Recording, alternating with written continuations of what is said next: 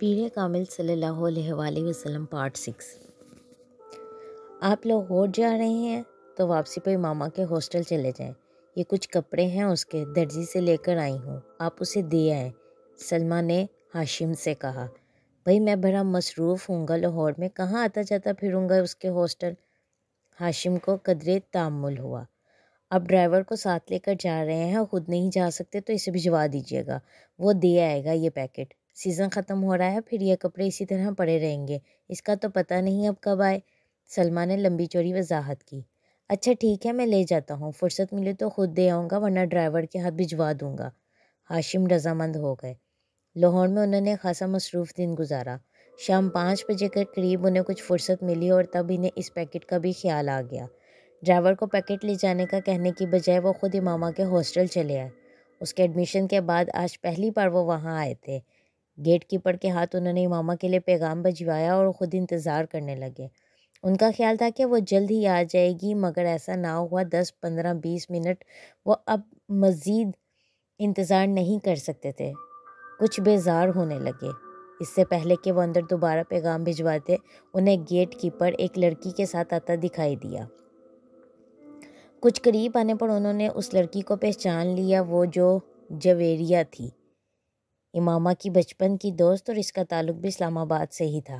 السلام علیکم انکل، جویریہ نے پاس آ کر کہا۔ وعلیکم السلام بیٹا، کیسی ہو تم؟ میں ٹھیک ہوں، میں یہ امامہ کے کچھ کپڑے دینے آیا تھا، لاہور آ رہا تھا تو اس کی امی نے یہ پیکٹ دے دیا۔ اب یہاں بیٹھے مجھے گھنٹہ ہو گیا مگر انہوں نے اسے نہیں بلایا۔ ہاشم کے لہجے میں شکوہ تھا۔ انکل امامہ مارکیٹ گئی ہے کچھ دوستوں کے ساتھ، آپ یہ پیکٹ مجھے دے دیں، میں خود اسے دے دوں گی۔ ٹھیک ہے تم رکھ لو۔ ہاشم نے وہ پیکٹ جویریہ کی طرف بڑھا دیا۔ رسمی لیگ کے بعد وہ واپس مڑ گئے۔ جویریہ بھی پیکٹ پکڑ کر ہاسٹل کی طرف چلی گئی، مگر اب اس کے چہرے پر مسکراہٹ نہیں تھی۔ کوئی بھی اس وقت اس کے چہرے پر پریشانی کے واضح آثار بھانپ سکتا تھا۔ ہاسٹل کے اندر آتے ہی وارڈن سے اس کا سامنا ہو گیا، جو سامنے ہی کھڑی تھیں۔ جویریہ کے چہرے پر ایک بار پھر مسکراہٹ آ گئی۔ بات ہوئی تمہاری اس کے والد سے؟ وارڈن نے اسے دیکھتے ہی اس کی طرف بڑھتے ہوئے کہا۔ جی بات ہوئی، پریشانی والا کوئی مسئلہ نہیں ہے، وہ اسلام آباد میں اپنے گھر پر ہی ہے۔ اس کے والد یہ پیکٹ لے کر آئے تھے، میرے گھر والوں نے میرے کچھ کپڑے بھجوائے ہیں۔ انکل لاہور آ رہے تھے تو امامہ سے کہا کہ وہ لے جائے۔ انکل نے غلطی سے یہاں آ کر میرا نام لینے کے بجائے امامہ کا نام لے دیا۔ جویریہ نے ایک ہی سانس میں کئی جھوٹ روانی سے بولے۔ وارڈن نے سکون کا سانس لیا۔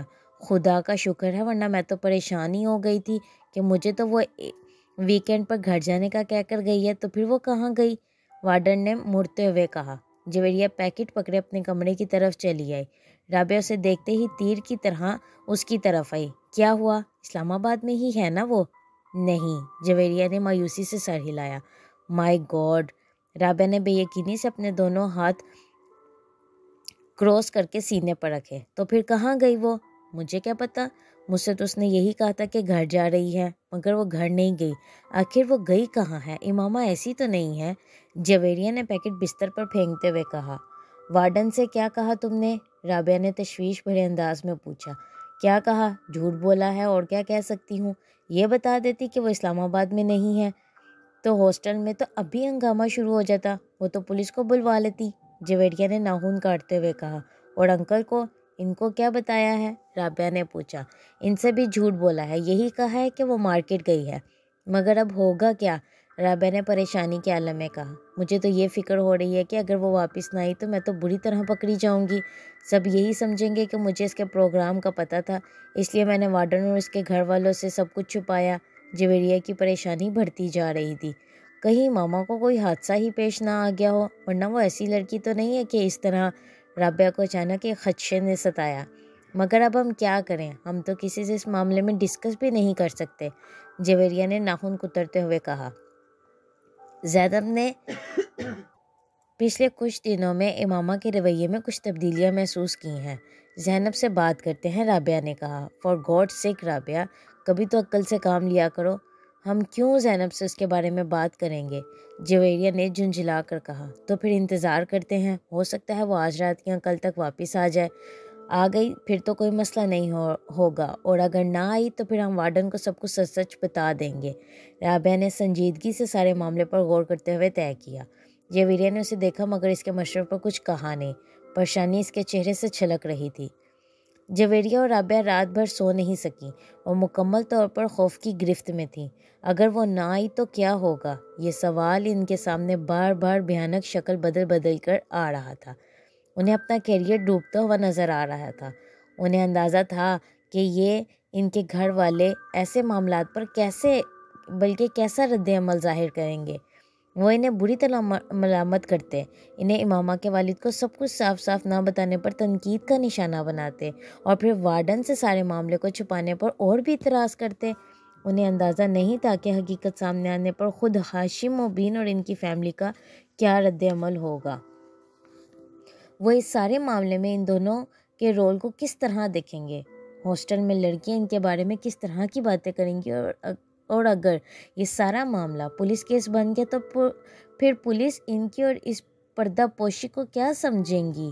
وہ اندازہ کر سکتی تھی کہ وہ اسی لیے بار بار ان کے رونگٹے کھڑے ہو رہے تھے یہ سب باتیں سوچ سوچ کے۔ مگر سوال یہ پیدا ہوتا تھا کہ وہ گئی کہاں اور کیوں؟ وہ دونوں اس کے پچھلے رویوں کا تجزیہ کرنے کی کوشش کر رہی تھیں۔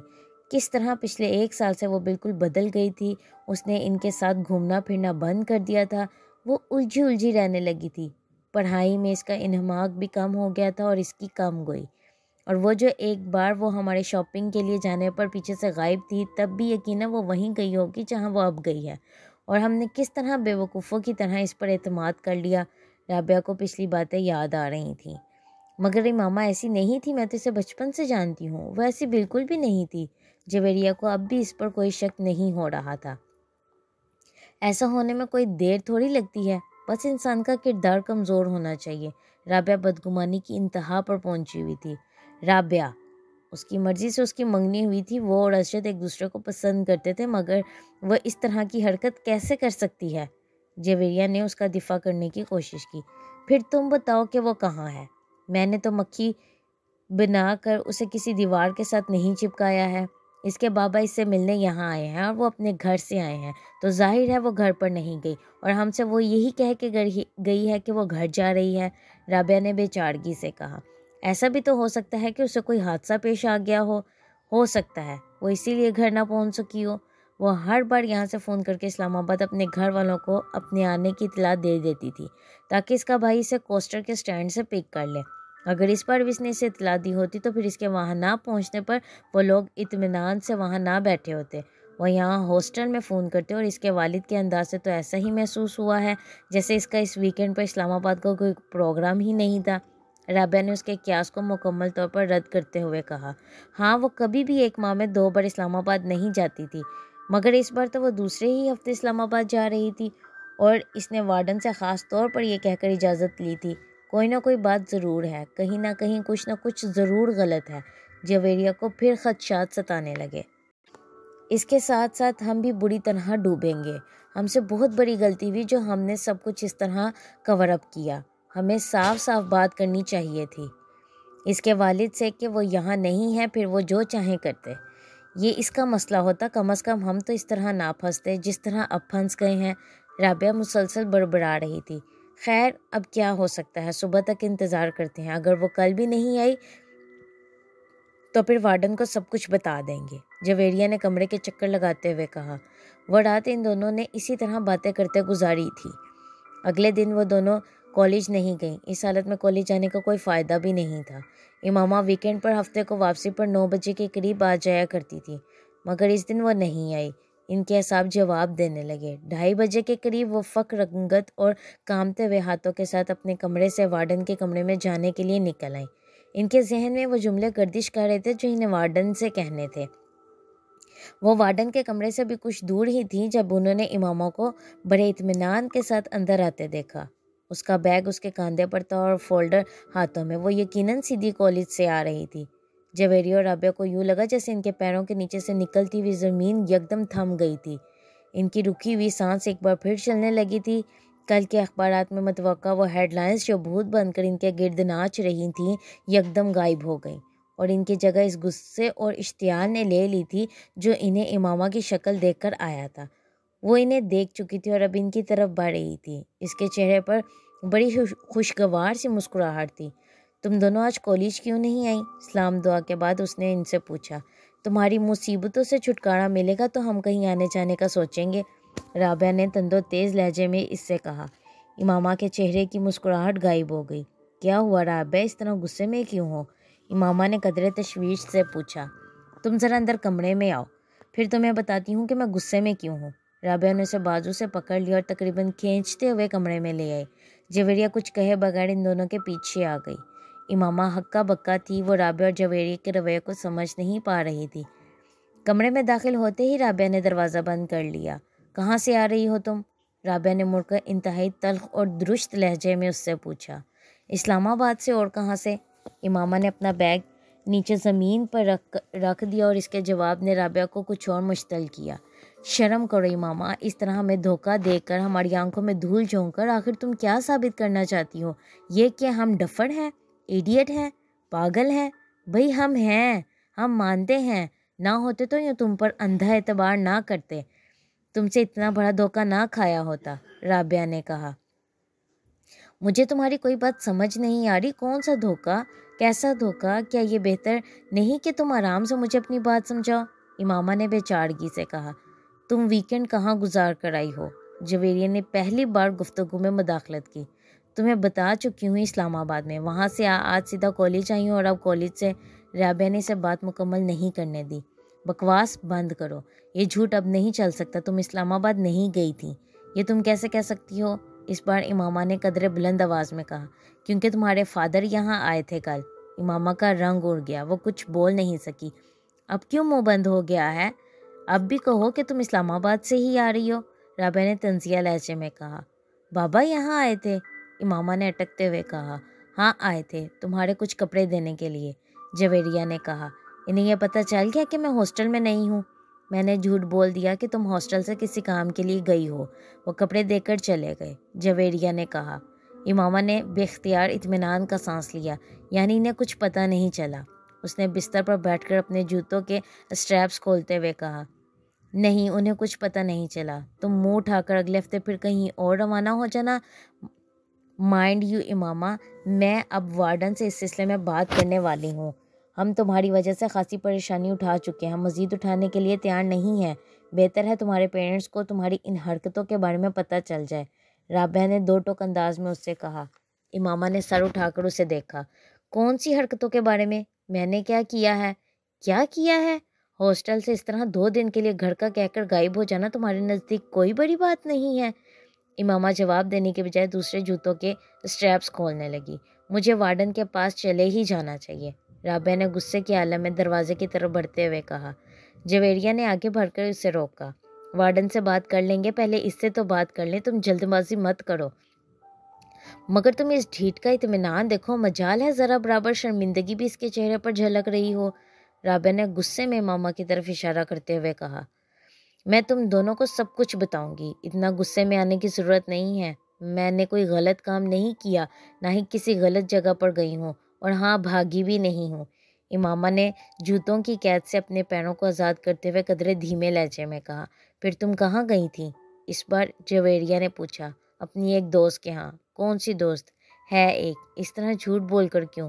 میں تم لوگوں کے سوالوں سے بچنا چاہتی تھی، اور گھر والوں کو بتاتی یا ان سے اجازت لینے کی کوشش کرتی تو وہ کبھی اجازت نہ دیتے۔ کس کے ہاں گئی تھی اور کس لیے؟ جویر نے اس بار قدرے تجسس امیز انداز میں پوچھا۔ میں نے کہا نا میں بتا دوں گی، کچھ وقت دو مجھے، امامہ نے اس کی بات کے جواب میں کہا۔ کوئی وقت نہیں دے سکتے تمہیں وقت دے دیں تاکہ تم ایک بار پھر غائب ہو جاؤ اور اس بار واپس نہ آؤ، رابعہ نے اس بار بھی ناراضگی سے کہا، مگر پہلے کی نسبت اس کا لہجہ دھیما تھا۔ تمہیں تو اس بات کا بھی احساس نہیں ہوا کہ تم نے ہماری پوزیشن کتنی آکورڈ بنا دی تھی؟ اگر تمہارے اس طرح غائب ہونے کا پتہ چل جاتا تو ہماری کتنی بے عزتی ہوتی، اس کا احساس تھا تمہیں؟ رابعہ نے اسی انداز میں کہا۔ مجھے توقع ہی نہیں تھی کہ بابا یہاں اس طرح اچانک آ جائیں گے، اس لیے میں یہ بھی نہیں سوچ سکتی تھی کہ تم لوگوں کو کسی نازک صورتحال کا سامنا کرنا پڑ سکتا ہے، ورنہ میں اس طرح کبھی نہ کرتی، امامہ نے معذرت خواہانہ لہجے میں کہا۔ تم کم از کم ہم پر اعتبار کر کے ہمیں بتا کر جا سکتی تھی، جویریہ نے کہا۔ میں آئندہ ایسا کبھی نہیں کروں گی، امامہ نے کہا۔ کم از کم میں تمہارے کسی وعدے، کسی بات پر اعتبار نہیں کر سکتی، رابعہ نے دو ٹوک انداز میں کہا۔ مجھے اپنی پوزیشن کلیئر کرنے دو رابعہ، تم مجھے غلط سمجھ رہی ہو، امامہ نے اس بار قدرے کمزور انداز میں کہا۔ تم کو احساس ہے کہ تمہاری وجہ سے ہمارا کیریئر اور ہماری زندگی کس طرح داؤ پر لگ گئی تھی؟ یہ دوستی ہوتی ہے، اسے دوستی کہتے ہیں؟ ٹھیک ہے، مجھ سے غلطی ہو گئی، مجھے معاف کر دو، امامہ نے جیسے ہتھیار ڈالتے ہوئے کہا۔ جب تک تم یہ نہیں بتاؤ گی کہ تم کہاں غائب ہو گئی تھی، میں تمہاری کوئی معذرت قبول نہیں کروں گی، رابعہ نے دو ٹوک انداز میں کہا۔ میں صبیحہ کے گھر چلی گئی تھی۔ جویریہ اور رابعہ نے حیرانی سے ایک دوسرے کو دیکھا۔ کون؟ ان دونوں نے تقریباً بیک وقت پوچھا۔ تم لوگ جانتے ہو اسے، امامہ نے کہا۔ وہ 4th ایئر کی صبیحہ؟ جویریہ نے بے اختیار پوچھا۔ امامہ نے سر ہلایا۔ مگر اس کے گھر کس لیے گئی تھی تم؟ دوستی ہے اس سے میری، امامہ نے کہا۔ دوستی؟ کیسی دوستی؟ 4 دن کی اسلام دعا ہے تمہاری اس کے ساتھ، اور میرا خیال ہے تم تو اسے اچھی طرح جانتی بھی نہیں ہو، پھر اس کے گھر رہنے کے لیے کیوں چل پڑی؟ جویریہ نے اعتراض کرتے ہوئے کہا۔ وہ بھی اس طرح جھوٹ بول کر؟ کم از کم اس کے گھر جانے کا یا گھر جا کر رہنے کے لیے تمہیں ہم سے یا اپنے گھر والوں سے جھوٹ بولنے کی ضرورت نہیں تھی، رابعہ نے اسی لہجے میں کہا۔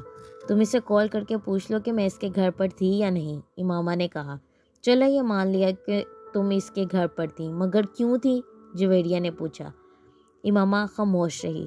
پھر کچھ دیر بعد اس نے کہا، مجھے اس کی ضرورت تھی۔ ان دونوں نے حیران ہو کر دیکھا۔ کس سلسلے میں؟ امامہ نے سر اٹھایا اور پلکیں جھپکائے بغیر دیکھتی رہی۔ جویریہ نے کچھ بے چینی محسوس کی۔ کس سلسلے میں؟ تم اچھی طرح جانتی ہو، امامہ نے قدرے مدھم انداز میں کہا۔ میں؟ جویریہ نے کچھ گڑبڑا کر رابعہ کو دیکھا جو اب بڑی سنجیدگی سے اسے دیکھ رہی تھی۔ ہاں، تم تو اچھی طرح جانتی ہو۔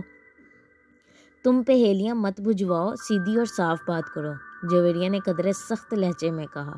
امامہ سر اٹھا کر خاموشی سے اسے دیکھنے لگی۔ پھر کچھ دیر بعد شکست خوردہ انداز میں اس نے سر جھکا دیا۔ بتاؤ نا، آخر تمہاری زندگی کی سب سے بڑی خواہش کیا ہے؟ اس دن کالج میں امامہ نے جویریہ سے اصرار کیا۔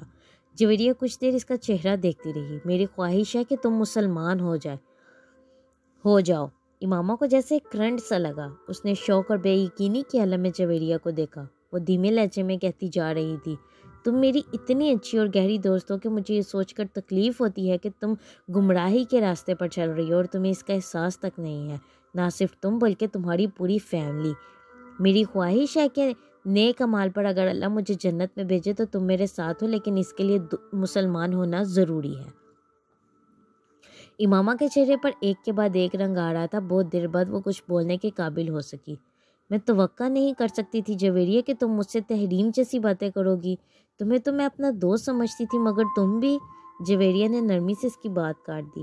تحریم نے تم سے تب جو کچھ کہا تھا ٹھیک کہا تھا، امامہ پلکیں چپکائے بغیر اسے دیکھتی رہی۔ اسے جویریہ کی باتوں سے بہت تکلیف ہو رہی تھی، اور صرف آج ہی نہیں بلکہ اس وقت بھی تحریم کو صحیح سمجھتی تھی، مگر میرے ساتھ یا میری تمہارے ساتھ دوستی تھی، اور میں چاہنے کے باوجود بھی تم سے یہ نہیں کہہ سکی تھی کہ تحریم کو حق بجانب سمجھتی ہوں۔ اگر وہ یہ کہتی تھی کہ تم مسلمان نہیں ہو تو ٹھیک کہتی تھی، تم مسلمان نہیں ہو۔ امامہ کی آنکھوں میں آنسو آ گئے۔ کچھ بھی کہے بغیر وہ ایک جھٹکے سے اٹھ کھڑی ہوئی۔ جویریہ بھی اس کے ساتھ کھڑی ہو گئی۔ امامہ نے کچھ بھی کہے بغیر وہاں سے جانے کی کوشش کی، مگر جویریہ نے اس کا بازو پکڑ لیا۔ تو میرا بازو چھوڑ دو، مجھے جانے دو، آئندہ کبھی تم مجھ سے بات مت کرنا، امامہ نے بڑھائے ہوئے لہجے میں اس سے اپنا بازو چھڑوانے کی کوشش کرتے ہوئے کہا۔ امامہ میری بات سمجھنے کی کوشش کرو، امامہ نے اس کی بات کاٹ دی۔ تم نے کتنا ہرٹ کیا ہے مجھے جویریہ، مجھے کم از کم تم سے یہ امید نہیں تھی۔ میں تمہیں ہرٹ نہیں کر رہی ہوں، حقیقت بتا رہی ہوں۔ رونے یا جذبات میں آنے کے بجائے تم ٹھنڈے دل و دماغ سے میری بات پر سوچو۔ میں آخر تم کو بیکار کسی بات پر ہرٹ کیوں کروں گی؟ جویریہ نے اس کا بازو نہیں چھوڑا۔ یہ تو تمہیں پتہ ہوگا کہ تم مجھے ہرٹ کیوں کر رہی ہو، مگر مجھے آج یہ اندازہ ضرور ہو گیا ہے کہ تم میں اور تحریم میں کوئی فرق نہیں ہے، بلکہ تم نے تو مجھے اس سے بھی زیادہ تکلیف پہنچائی ہے۔ اس نے میری دوستی ختم کر دی، کیونکہ اس سے میری اتنی پرانی دوستی نہیں تھی جتنی تمہارے ساتھ ہے۔ امامہ کے گالوں پر آنسو بہہ رہے تھے اور وہ مسلسل اپنا بازو جویریہ کی گرفت سے آزاد کروانے کی کوشش کر رہی تھی۔ یہ تمہارا اصرار تھا کہ میں تمہیں اپنی زندگی کی سب سے بڑی خواہش بتاؤں. میں اسی لیے تمہیں نہیں بتا رہی تھی، اور میں نے تمہیں پہلے ہی متنبہ کیا تھا کہ تم میری باتوں پر بہت ناراض ہوگی، مگر تم نے مجھے یقین دلایا تھا کہ ایسا نہیں ہوگا. جویریہ نے اسے یاد دلانے کی کوشش کی. مجھے اگر یہ پتہ ہوتا کہ تم میرے ساتھ اس طرح کی بات کرو گی تو میں کبھی تم سے تمہاری زندگی کی سب سے بڑی خواہش جاننے پر اصرار نہ کرتی. امامہ نے اس بار قدرے غصے سے کہا. اچھا، میں دوبارہ اس معاملے پر تم سے کبھی بات نہیں کروں گی. جویریہ نے قدرے مدافعانہ انداز میں کہا. اس سے کیا ہوگا؟ مجھے یہ تو پتہ چل گیا کہ تم در حقیقت میرے بارے میں کیا سوچتی ہو. ہماری دوستی اب کبھی بھی پہلے جیسی نہیں ہو سکتی. آج تک میں نے کبھی تم پر اس طرح کی تنقید نہیں کی، مگر تم مجھے اسلام کا ایک فرقہ سمجھنے کی بجائے غیر مسلم بنا رہی ہو. امامہ نے کہا. میں اگر ایسا کر رہی ہوں تو غلط نہیں کر رہی. اسلام کے تمام فرقے کم از کم یہ ایمان ضرور رکھتے ہیں کہ حضور صلی اللہ علیہ وآلہ وسلم اللہ کے آخری رسول ہیں اور ان کے بعد نبوت کا سلسلہ ختم ہو چکا ہے. اس بار جویریہ کو بھی غصہ آ گیا. مائنڈ یور لینگویج، امامہ نے بھڑک کر کہا. میں تمہیں حقیقت بتا رہی ہوں امامہ، اور میں یہ نہیں بات کری، بلکہ سب لوگ جانتے ہیں تمہاری فیملی نے روپے کے حصول کے لیے مذہب بدلا ہے. امامہ، میری باتوں پر اتنا ناراض ہونے کی ضرورت نہیں ہے. ٹھنڈے دل و دماغ سے امامہ نے جویریہ کی بات کاٹ دی. مجھے ضرورت نہیں ہے تمہاری کسی بھی بات پر ٹھنڈے دل و دماغ سے غور کرنے کی. میں جانتی ہوں حقیقت کیا ہے اور کیا نہیں. تم نہیں جانتی، اور یہی افسوسناک بات ہے، جویریہ نے کہا. امامہ نے جواب میں کچھ کہنے کے بجائے اس بار بہت زور کے جھٹکے سے اپنا بازو چھڑوا لیا اور تیز قدموں سے چلتے ہوئے وہاں سے چلی گئی. اس بار جویریہ نے اس کے پیچھے جانے کی کوشش نہیں کی. وہ کچھ افسوس اور پریشانی سے اسے دور جاتا دیکھتی رہی. امامہ اس طرح ناراض نہیں ہوتی تھی جس طرح وہ آج ہو گئی تھی، اور یہی بات جویریہ کو پریشان کر رہی تھی. منظر بدلا. یہ سب کچھ اسکول میں ہونے والے ایک واقعے سے شروع ہوا تھا. امامہ اس وقت میٹرک کی اسٹوڈنٹ تھی اور تحریم اس کی اچھی دوستوں میں سے ایک تھی. وہ لوگ کئی سال سے اکٹھے تھے اور نہ صرف ایک ہی اسکول میں پڑھتے تھے بلکہ ان کی فیملیز بھی ایک دوسرے کو بہت اچھی طرح جانتی تھی. اپنی فرینڈز میں سے امامہ کی سب سے زیادہ دوستی تحریم اور جویریہ سے تھی، مگر اسے حیرت ہوتی تھی کہ اتنی گہری دوستی ہونے کے باوجود بھی جویریہ اور تحریم اس کے گھر آنے سے کتراتی تھی. امامہ ہر سال اپنی سالگرہ پر انہیں انوائٹ کرتی اور اکثر وہ اپنے گھر پر ہونے والی دوسری تقریبات میں بھی انہیں مدعو کرتی. وہ گھر سے اجازت نہ ملنے کا بہانہ بنا دیتی. چند بار امامہ نے خود ان دونوں کے والدین سے اجازت لینے کے لیے بات کی، لیکن اس کے بے تحاشا اصرار کے باوجود ان دونوں کے والدین انہیں اس کے گھر آنے کی اجازت نہ دیتے. ان کے اس رویے پر کچھ شاکی ہو کر اس نے اپنے والدین سے شکایت کی. تمہاری یہ دونوں فرینڈز سید ہیں. یہ لوگ عام طور پر ہمارے فرقے کو پسند نہیں کرتے، اس لیے ان دونوں کے والدین انہیں ہمارے گھر آنے نہیں دیتے. اس بار اس کی امی نے اس کی شکایت پر کہا. یہ کیا بات ہوئی؟ ہمارے فرقے کو کیوں پسند نہیں کرتے؟ امامہ کو ان کی بات پر تعجب ہوا. اب یہ تو وہی لوگ بتا سکتے ہیں کہ وہ ہمارے فرقے کو کیوں پسند نہیں کرتے. یہ تو ہمیں غیر مسلم بھی کہتے ہیں، اس کی امی نے کہا. کیوں غیر مسلم کہتے ہیں؟ ہم تو غیر مسلم نہیں ہیں، امامہ نے کچھ الجھ کر کہا. ہاں بالکل، ہم مسلمان ہیں، مگر یہ لوگ ہمارے نبی پر یقین نہیں رکھتے، اس کی امی نے کہا. کیوں؟ اب اس کیوں کا میں کیا جواب دے سکتی ہوں؟ بس یہ لوگ یقین نہیں رکھتے، کٹر ہیں بڑے. یہ تو انہیں قیامت کے دن ہی پتہ چلے گا کہ کون سیدھے راستے پر تھا، ہم یا یہ. مگر امی، مجھ سے تو انہوں نے کبھی مذہب پر بات نہیں کی. پھر مذہب مسئلہ کیسے بن گیا؟ اس سے کیا فرق پڑتا ہے؟ پھر دوسروں کے گھر آنے جانے سے کیا ہوتا ہے؟ امامہ ابھی بھی الجھی ہوئی تھی.